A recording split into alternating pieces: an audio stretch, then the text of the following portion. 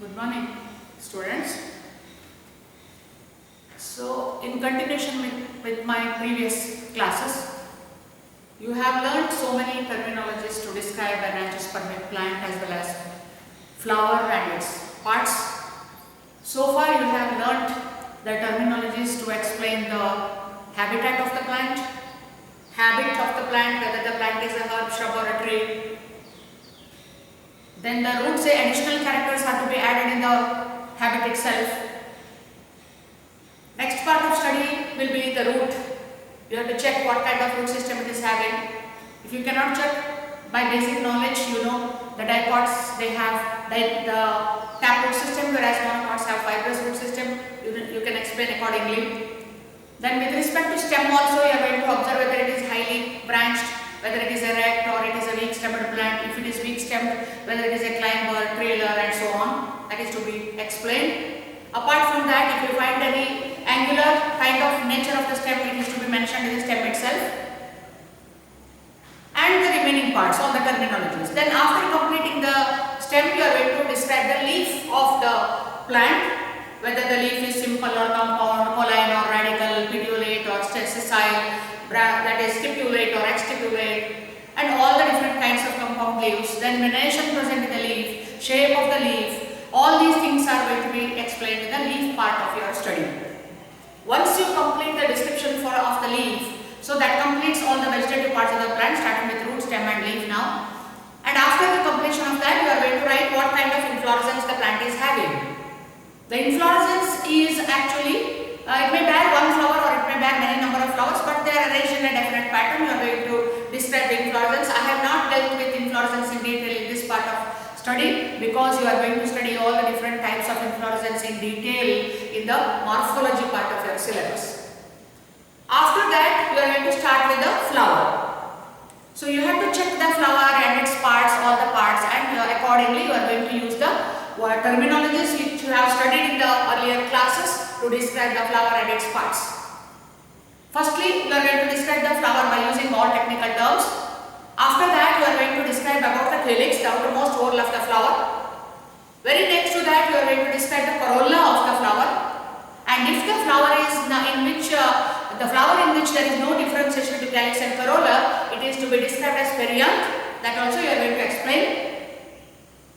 And in connection with all these three accessory whorls, one important thing what you are going to do is you are going to observe the pattern of the arrangement, the individual unit arrangement there, whether it is valvate, twisted, imbricate, quincuntial and axillary, so on. So you are going to write the word. Accordingly, you have to check the estivation and write the specific word or proper word to describe the estivation. After that, you are going to describe the very essential parts of the flower, the androecium followed by the gynoecium. The androecium is made up of stamens, and you know several terminologies you have taken down, and you have learned the different technical terms to describe the stamens. Everywhere, every part of the flower, you are going to count the number of units first, then you are going to use the technical terms to describe the flower. After completing androecium description, you are going to study the gynoecium, the innermost part of the flower. So to describe the gynoecium, you have to take a section of the ovary and then you can write the number of carpels, number of locules, what kind of placentation, what kind of style it is having, the stigma nature, everything is to be described in the gynoecium part of your study. Then actually there is a last part will be fruit.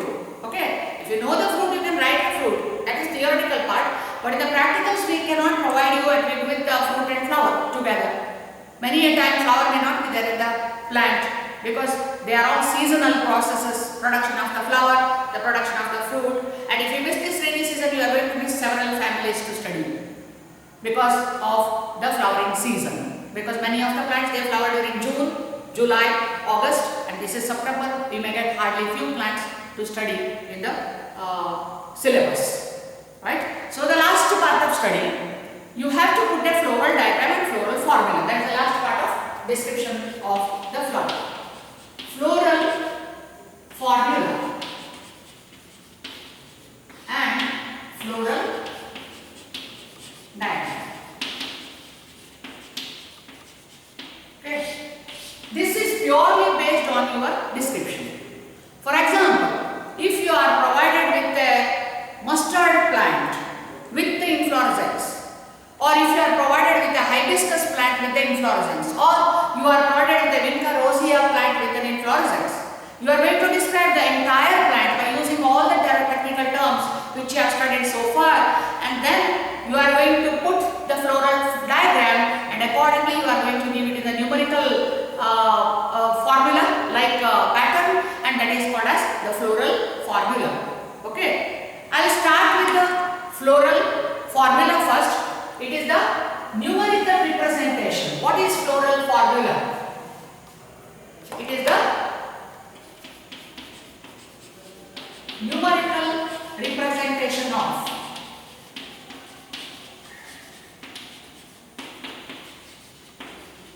floral parts.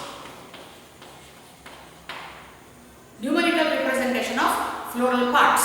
Okay, you are going to write what is the exact number of the sepals in the calyx, what is the exact number of the petals in the corolla, stamen number, dilatation, carpels number, and whether they are in syncarpous condition or in apocarpous condition. Everything can be given in the numerical representation, and that is called as the floral formula. For this, you are going to use some symbols. Symbols are going to be used to write the floral formula of any flower. Okay. Give the abbreviations for writing the floral formula. The first thing is actinomorphic flower, or the flower must be zygomorphic. Check your description what I taught in the previous class. What is actinomorphic flower, what is zygomorphic flower, you know. If you have described the flower as actinomorphic, you must put a symbol, a circle with a plus mark that represents the flower is actinomorphic in nature.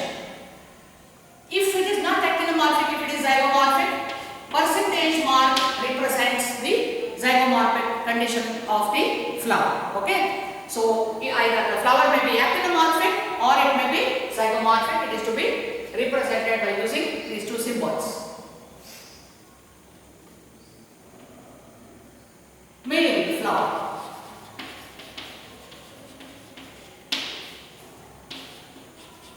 Same symbol, you know, it's the symbol for male. Female character. If the female flower is female, in that case it is to be represented like this, as you know. And if it is bisexual, in this case it is to be represented by this symbol. Okay, and this is male flower, female flower, and bisexual flower. Okay, now if the flower is bracteate, the flower is called as bracteate when there is a bract, single leaf-like structure found at the base of the leaf. Flower is called as a bract. If the flower is bracteate, the bract is represented by Br. Okay, if there is no bract, ebracteate, E represents absence of the bract, it is to be described as EBR, ebracteate flower. Okay, similarly, bracteolate flower. If the flower is bracteolate, if you have described the flower as bracteolate, bracteoles are the two more extra leaf-like structures found at the base of the flower, always found in pairs or maybe more in number, as found in case of hibiscus family members. It is bracteolate flower, so it is to be described as BRL. BRL represents the bracteoles of the flower. If there is no bracteole, ebracteolate, then it is to be described as EBRL. EBRL signifies there is no bracteoles in the particular flower. Okay? Then, actinomorphic, zygomorphic, male, female, bisexual, bracteate, ebracteate, bracteolate, and ebracteolate. Now, external whorl of the flower, the non-essential parts of the flower. The calyx is represented by K. K is representing the calyx. Corolla, C. Perianth,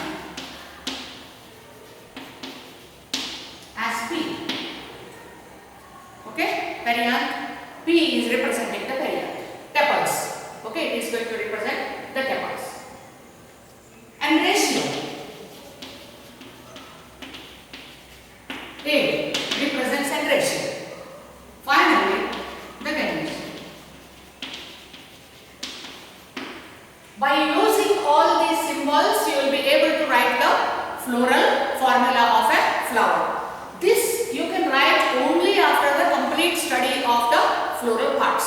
Unless you study the part, you cannot by heart the thing and hibiscus floral formula or mustard floral formula. No, you cannot do like that. You have to check each and every part of the flower, write out the description, and according to the description, you are going to write the floral formula by using all these symbols. Right? Got it? The gynoecium is represented by G. A represents androecium. P is for perianth. C for corolla. K is for calyx. And EBRL, that is ebracteolate. BRL, bracteolate flower. EBR, bracteate flower. This is, ebracteate flower. Bracteate is represented by BR, bisexual, female, male, zygomorphic and actinomorphic. I will describe you, I will tell you how to write the floral formula. By using all these symbols, you can write it in the formula like manner. It is a numerical representation of the floral parts and their arrangement. Okay? This is about the floral formula. Excuse me. To write the floral formula of, I will write the floral formula of one or two flowers as an example. Then you take any flower from your home garden or wherever you go, study the floral parts, only floral parts, big flowers. So you try with the big flowers first. Don't go with the small flowers first, because the smaller flower needs the dissecting microscope. So that check all the characters in the big ones. Datura you can get, Vinca rosea is sufficiently big. Check the characters and try to put the floral formula. Now the floral formula for hibiscus flower. I will put the floral formula. I am writing the floral formula for hibiscus flower. Okay. Hibiscus flower is bracteate. No comma, no punctuation mark in the formula. Bracteate, bracteolate, actinomorphic, bisexual. Outermost part is called as epicalyx there. I forgot to give one more abbreviation there. This is epicalyx, exclusive character of family Malvaceae.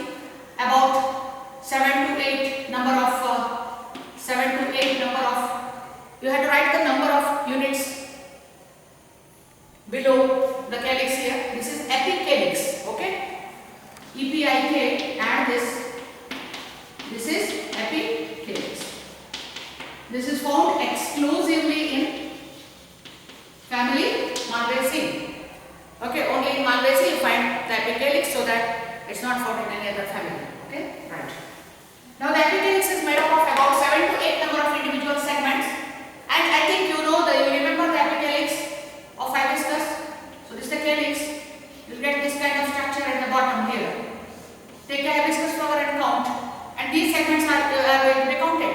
About 7 to 8 number of the segments will be there, and that part we call it as epicalyx. Epicalyx is made up of 7 to 8 number of sepals. Now the calyx made up of 5 sepals.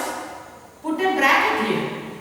If you put a bracket, the bracket indicates that the sepals are fused, because you have described the calyx in the description as gamosepalous in nature. If you have described it as gamosepalous, there must be a bracket around the number of segments. If there is no bracket, here there is no bracket, that indicates that they are free, polysepalous or polypetalous. Poly refers to free condition of the sepals or petals. Here the epicalyx units are free, whereas calyx is made up of fused sepals. Calyx made up of 5 sepals, they are fused. Corolla made up of 5 petals, they are free. Hibiscus is with free petalous corolla, polypetalous corolla. Androecium are many.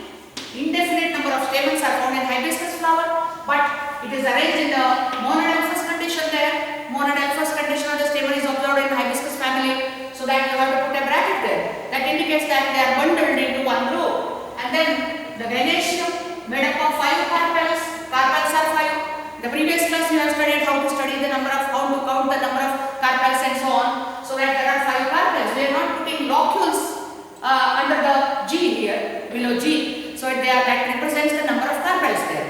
And there are 5 carpels, and you can put a bracket around number, so that it indicates that fused, syncarpus. If you describe that syncarpus there must be a bracket. Got it? If you put a bracket, that indicates that they are fused. If there is no bracket, that indicates that they are free from each other. And under this, again, if you have described the flower as hypogynous there, the ovary will be superior. That is to be described in the, I think I have forgotten that part to describe the ovary in the previous class. Ovary, either it must be, add this, okay, in the gynoecial part of the floral description, flower description. Ovary, if it is, whether it is superior, semi-superior or inferior, this is to be added in the gynoecial part. I think I have forgotten the part in the description. So superior, you know, you need not check any part and write. If you have written if you have described the flower as hypogynous, the ovary must be definitely, in all hypogynous flowers, the ovary is to be described as superior only. There is no other alternative. If the flower, if you have described as perigynous, in that case, the ovary must be described as semi-superior only. It cannot be superior there. And if the flower is described as epigynous, as it is found in case of apple and guava, etc., it is to be described as inferior only. There is no other, you cannot change these terminologies. If it is a hypogynous flower, you cannot write it as semi-superior. It is a rule that all hypogynous flowers will have superior ovary, all epigynous flowers will have inferior ovary, all the perigynous kind of flowers will have semi-superior ovary. That is to be described. And this can be represented, this can be shown in the floral formula.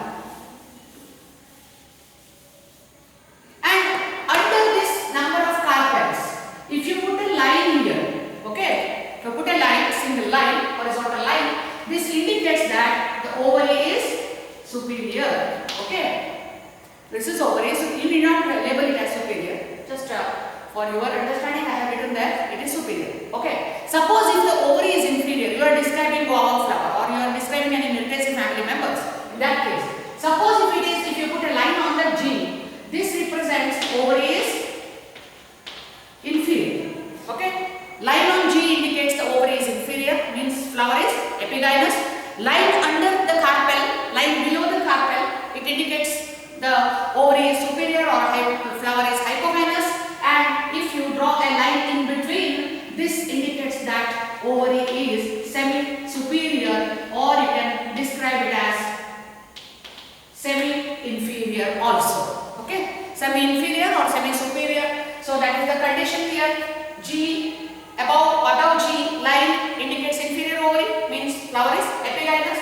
Line below 5 indicates superior ovary, that is hypogynous flower. Line in the center indicates it is semi-superior or semi-inferior if you have described the flower as perigynous in nature. But this is for your understanding, this is for one model, and I will wipe all these things. This is not required for hibiscus now. Okay, now this is the floral formula for hibiscus. I will write one more example. Mustard flower, okay. If you write the floral formula for mustard flower, if I take the formula, everything that is so systematic that if you are, by just looking at your floral formula, we can make out, the teachers can make out whether you have given the proper description of the plant or not. By looking at your floral diagram, we can make out whether your description is right or wrong. So in this case, there is no punctuation mark anywhere in the floral formula. So this is bracteate flower, bracteolate, actinomorphic, bisexual, epicalyx made up of 7 to 8 number of units, calyx made up of 5 fused petals, sepals, corolla made up of 5 petals, endracium consisting of many number of stamens, monodelphous in nature, gynoecium is consisting of 5 carpels, which are syncarpus and ovary is superior. Okay, this is the floral formula of hibiscus flower. Now I write the floral formula for mustard flower. No bract in the mustard flower, so that you can write it as EBR, E bracteate, and it is not compulsory that you must cover all the parts. If it is not, then forget about it. Okay, EBR, no bract, E bracteate flower, actinomorphic, bisexual, calyx made up of 4 sepals which are free, corolla made up of 4 petals which are free, androecium made up of that is 4 plus 2 condition there. It is a tetradynamous condition of the stamens in mustard flower. Gynoecium made up of 2 carpels fused and ovaries superior. This is the floral formula for the mustard flower, and this is how to write. Ebracteate, actinomorphic, bisexual, calyx having 4 sepals which are free, corolla with free 4 petals, androecium 4 plus 2 condition, that is tetradynamous condition, and gynoecium is consisting of 2 carpels which are fused in nature. That is the thing. Okay. Both are example for polypetalous condition of the corolla. Now I draw I put one floral diagram for Vinca rosea, that is a gamopetalous corolla. Okay. Remember, it is gamopetalous corolla. Okay, flower with a gamopetalous corolla. It is also ebracteate, actinomorphic, bisexual, calyx made up of 5 sepals which are free, corolla made up of 5 petals which are fused, androecium consisting of 5 stamens, gynoecium consisting of 2 carpels, no bracket around carpels, and it is superior. Now I will describe what is the difference between the mustard and this. And here, because this is gamopetalous corolla, you have to put a bracket around 5. This is free, no bracket. There also, there is no bracket in the corolla. Here the petals are fused, but sepals are free.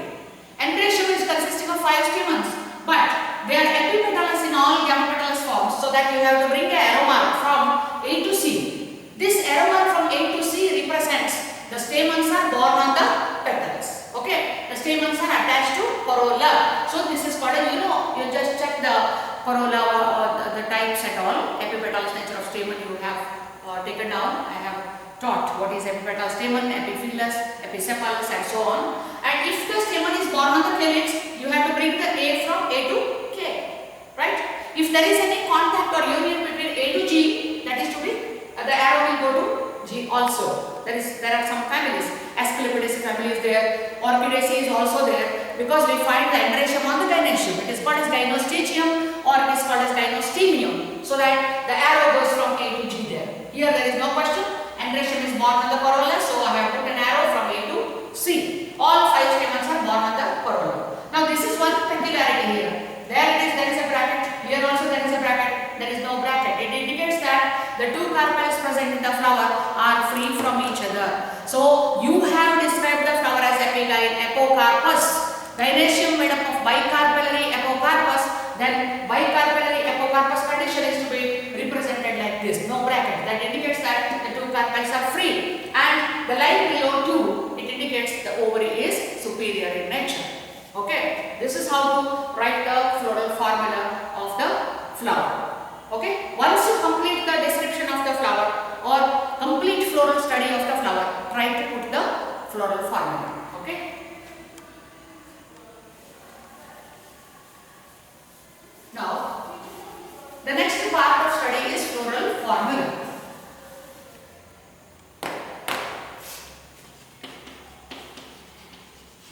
Floral diagram. This is the diagrammatic representation. Okay, that's a numerical representation. This is the diagrammatic representation of floral parts and their arrangement in bud condition. Okay, so it is diagrammatic. Always it is drawn in the form of a diagram.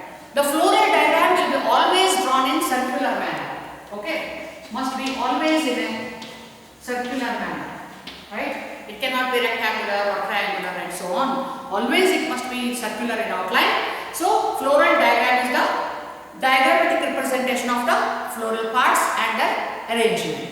Okay? You after the study of the floral parts in a given flower, you are going to put the floral diagram.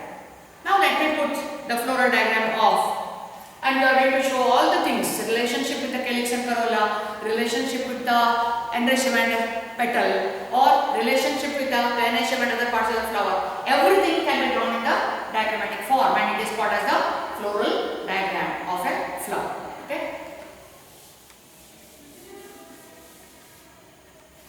Let me put a floral diagram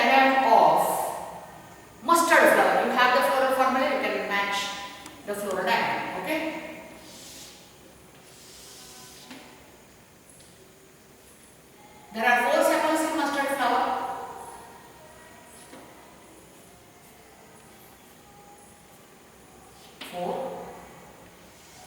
Always the calyx is to be drawn with pointed tip like this. Okay. There are 4 sepals which are free from each other. Always the relation between the outer and inner wall or calyx and corolla will be. Between 2 sepals the petal will be there. Okay. So you cannot draw the petal like this only. Okay. They are not opposite to each other. They will be alternating with the next whorl will be alternating with the previous whorl. So that if the 4 petals are present in the flower, it is to be drawn like this. So it must come in between the 2 sepals over here. So it should be drawn blunt. By using blunt end, right? Can you make out the difference between the sepal and a petal now? The sepal is pointed and petal is blunt. Okay? Both are 4 in number. Compare with the floral formula which you have. The 4 petals are here, the 4 sepals. Then the central part, ovary. So ovary, whatever the TS you have taken down, the same TS you are going to draw in the floral diagram. In case of this mustard flower, it is bicarpellary syncarpus.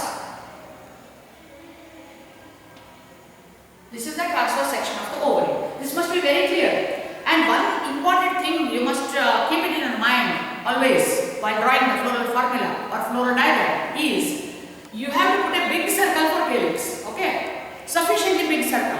The outermost, that is the outermost whorl, because you are gradually proceeding into the circle. Okay, not outside the circle. There must be sufficient space to accommodate all parts of the flower. If you draw a very small circle initially, then everything becomes it appears as clumsy.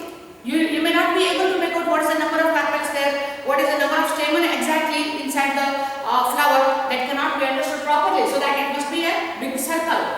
So this is calyx now, this is the corolla. After this we are drawing the gynoecium. It's made up of bicarpellary syncarpus superior is in the floral formula. Now the 4+2 condition of the stamen is to be accommodated here. 4 stamens. Stamens always they are drawn like this because each stamen is 2-sided and having 4 chambers inside, so that it should be drawn like this. Transverse section of the stamen. You have studied the same thing in anthem study during the 3rd semester syllabus of embryology. Okay, so these are the 4 stamens together. They are in one bunch, and 2 of the stamens are slightly out. Slightly put the stamens out. Okay. This is 4+2 condition. 4 are near the, this thing you know, 4+2 condition tetradynamus. 4 of the stamens which are near the ovary are provided with long filament. Check the diagram in the previous, given in the previous class. 4 stamens with long filament of same height and 2 stamens are with short filament. They are of same height again. And that is called as tetradynamus condition. So that these are 4 with one height and 2 are with different height. So 4+2 condition now. There is no bract at all. And the axis is to be drawn on the top of the flower. Okay, so this is the axis of the flower, and axis means this is the stem. Okay, and on the stem, if suppose if this is the flower bud, okay, this is the axis, right? The axis goes on the top, and this is the flower bud now. If you get a bract in the flower, the bract must be opposite to this axis. Okay, opposite the axis you must draw a bract. Here there is no bract, no question of bract, right? So this is the axis, and put an actinomorphic symbol there only. You can put an actinomorphic symbol on the top, so that indicates the flower is actinomorphic and that is the axis. Now compare this along with the floral formula. It is ebracteate flower, actinomorphic, bisexual. You have shown both gynoecium and stamens here. It is bisexual. Calyx made up of 4 sepals, they are free. Corolla made up of 4 petals which are free. Androecium having 4+2 condition. Gynoecium is having 2 carpellary syncarpus and it is superior. You cannot show the superior nature in the floral diagram. You have written it in the floral formula. Okay. This is the floral diagram of the mustard flower. And I will draw one more flower. Hibiscus I have given as an example, or let me draw Vinca rosea flower. That will be easy to make out what's the difference here. This is of mustard flower. Okay. If you have in the same diagram I will show, forget about mustard now. If you find a bract in the flower, the bract must be always opposite to axis. Okay. If this is present, it is to be described as bract. Suppose if you find bracteole also in a flower, bracteoles occupy the lateral position of the floral diagram. You have to draw two more small leaf-like structures on left and right side of the floral diagram that indicates bracteoles. Okay, if the bracteoles are present, it is to be drawn on both sides. If the bract is present, it is to be drawn on at the base, exactly opposite to the axis. This is the axis. I will label all the parts. Okay, just check. Forget about mustard now. The bract and bracteoles are there. This is not the floral diagram of a mustard now. Just to make you to understand what are the different parts in the floral diagram, I am labeling. Need not label any parts when you draw the floral diagram. This is calyx. This is corolla. The stamens of androecium whorl and gynoecium or ovary. Sorry. Okay.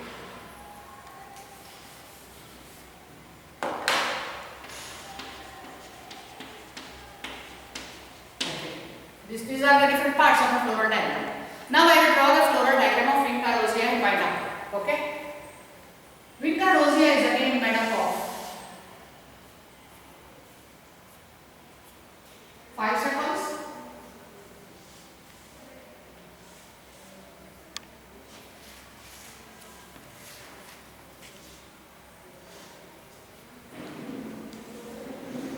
okay. This is the Vinca rosea calyx. Calyx is made up of 5 sepals which are free with valvate distribution. Another thing I forgot to tell you, they are with valvate distribution in both the case. Calyx is with valvate distribution, corolla is also with valvate distribution. There is no overlapping at all. They are free. Okay. Then put the axis over here, and it is also an actinomorphic flower. Put a symbol plus inside the circle. Okay. Now the corolla of Vinca rosea. Check the corolla. Corolla is gamopetalous, made up of 5 petals. Gamopetalous with the twisted estivation. So that is to be represented in this. So this is going to represent the estivation here. Now I will draw the corolla. 1, 2, 3, 4 and 5. Okay, 5 petals are present in the corolla. Make it blunt like this. All 5 petals in the Vinca rosea flower, they are arranged with twisted estivation. There is regular overlapping. Check the estivation. Out, in and out, in and out, in and out, in and out, and in and out.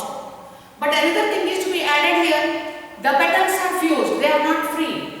Because you will put a bracket around petals there, corolla, so that connect the petals. This line indicates, you have joined the line, joined the petals. That line indicates the petals are fused in nature. Okay. Then, ovary is to be drawn in the center now. Check the floral formula of this Vinca rosea flower. It is made up of bicarpellary apocarpous ovary. Apocarpous meaning is the carpels are free from each other. There is no connection between the two carpels. So here the carpels are free. See, can you make out the estivation, the placentation here? This is axial placentation. Because the carpels are free from each other, it is going to produce 2 fruits from one ovary, and you will find a small nectar secreting gland on both lateral sides of the ovary in the Vinca rosea. It is there, the Vinca rosea. That is additional feature. Okay. If it is such kind of features are found, you are going to explain it in the flower itself. 2 glands are found. Apart from that, now there are 5 stamens, and all the 5 stamens are borne on the petals. That is why it is described as epipetalous in nature.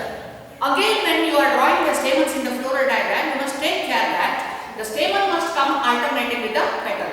So further things are there. Sometimes if the stamens are written in 2 whorls, outer whorl may be antipetalous in nature, inner whorl may be antisepalous in nature, obdibulostaminous condition. All these are to be drawn very specifically in the specific examples. study the morphology in detail, the flower part.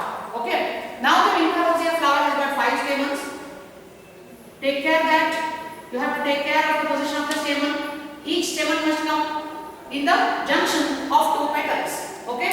There are 5 stamens in Vinca rosea flower. All 5 stamens now. They must be 5. All 5 stamens are here. And see, check the position. It is against the joint area. Okay. Here, joint area.